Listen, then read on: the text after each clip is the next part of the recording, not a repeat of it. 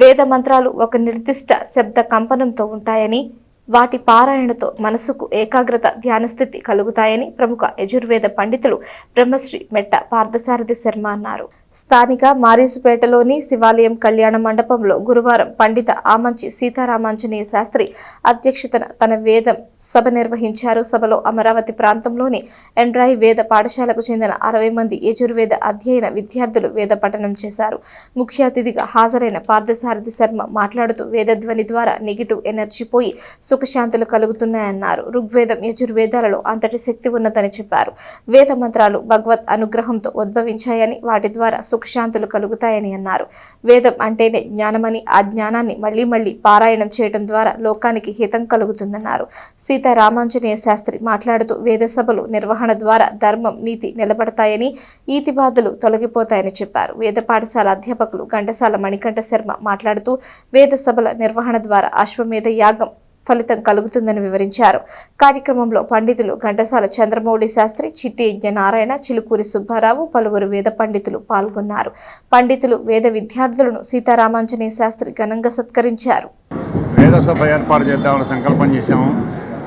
దీనికి అమరావతి దగ్గర ఉన్నటువంటి ఎండ్రాయి గ్రామం నుంచి ఘంటసాల వారి వేద పాఠశాల నుంచి విద్యార్థులంతా వచ్చారు.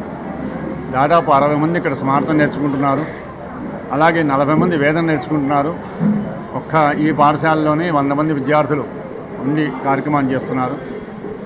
ఈ విద్యార్థులందరికీ కూడా స్మార్థం కానీ వేదం కానీ అధ్యాపకం చేసేవారు ఘంటసాల మణికంఠని వాడు అతను విద్యార్థులకి అధ్యాపకుడిగా ఉండి ఈ విద్యార్థులందరినీ కూడా అతనే తయారు చేస్తున్నాడు.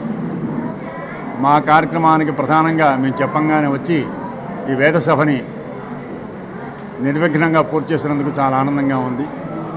అలాగే ఈ వేదం గురించి ఈ వేద సభని నిర్వహించడం మూలంగా సమాజానికి జరిగే హితవు గురించి మా స్వామి చెబుతారు, పార్థసారథి గారు. అంటే సాక్షాత్తు వేదము అనేటువంటిది పరమేశ్వర స్వరూపము అని. ఈ వేదాన్ని ఎవరైతే రక్షణ చేస్తారో, ఎవరైతే పోషిస్తారో వాటి కుటుంబాలన్నీ వృద్ధిలోకి వస్తాయి అని మన పెద్దలు చెప్పారు. ఈ కాలంలో, ప్రస్తుతం ఉన్నటువంటి కాలంలో వేదాధ్యయనం చేస్తున్నటువంటి వాళ్ళ సంఖ్య చాలా తగ్గుతూ ఉన్నది. ఈ లోకానికి అసలు క్షేమం కలిగించేటువంటి విషయం కాదు. ఎక్కడైతే వేద రక్షణ, వేద పోషణ జరుగుతూ ఉంటాయో ఆ కుటుంబాలు, ఆ గ్రామము, ఆ రాష్ట్రము అదంతా బాగా సస్యశ్యామలంగా ఉంటుంది అని మన మహర్షుల వాక్కు. అందున వేదంలో అర్థం తపస్, సత్యం తపస్, శృతం తపః, వేదాన్ని వినడం కూడా తపస్సే అని చెప్పారు.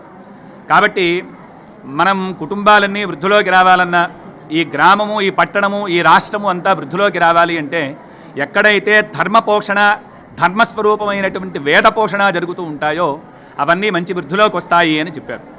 ఇవాళ ఇక్కడ అనేక మంది విద్యార్థులు వారి సొంత గ్రామాల నుంచి ఒక పాఠశాలలో వీళ్ళందరూ కూడా అధ్యయనం చేస్తూ వారి గురువుగారితో పాటు ఈ సమక్షానికి వచ్చి ఇక్కడ బ్రహ్మాండంగా వేదపారాయణ చేద్దామనేటువంటి సంకల్పం కలిగి మనందరికీ వేదపారాయణ వల్ల కలిగేటువంటి సుకృత యోగాన్ని మనందరికీ కూడా కలగజేస్తూ ఉన్నారు వీళ్ళందరూ కూడా.